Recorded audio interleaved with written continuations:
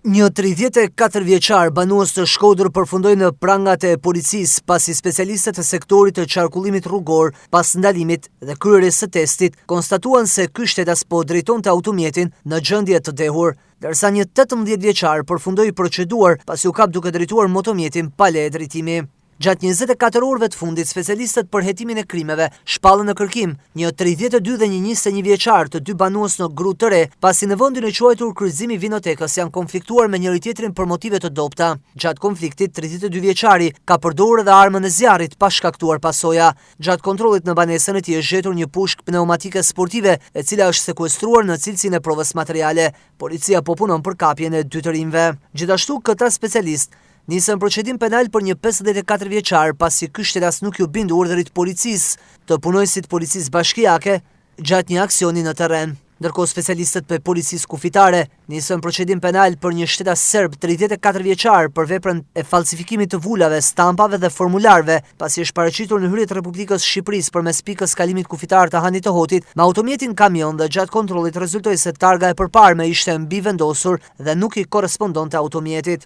Procedim penal nga specialistët për hetimin e krimeve ekonomiko-financiare nisi edhe për dy shtetas, një 30 vjeçar dhe një 67 vjeçar banues në Malkolaj të Velipojës për veprën penale falsifikimi letër njoftimeve, pasaportave ose vizave, pasi në muajin prill të vitit 2024, shtetësia me inicialet VU i ka postuar djalit të saj emigrant në Francë një pasaport bullgare të falsifikuar, e cila është kapur nga autoritetet gjermane në aeroportin e Leipzigut në Gjermani. Në Valësi të Madhe, specialistët për hetimin e krimeve shpallën në kërkim një 70 vjeçar për veprën penale të pushtimit të tokës dhe ndërtimit paligjshëm, pasi është kallëzuar nga një 76 vjeçar se i ka ndërtuar një mur rrethues në pronën e tij. Në Puk, specialistët për hetimin e krimeve nisën procedim për një 57 vjeçar pasi u kap me lidhjet paligjshme të energjisë. Një 60 vjeçare banuese në Grill të Malësisë së Madhe ka bërë kallëzim se ka gjetur banesën e saj të hapur dhe sendet shpërndare në tokë, ku nga veprimet hetimore dhe kçyrja e vendit të ngjarjes rezulton se ka vetëm sende të zhvendosura në mënyrë të çrregullt dhe nuk është konstatuar asnjë humbje nga ana e saj.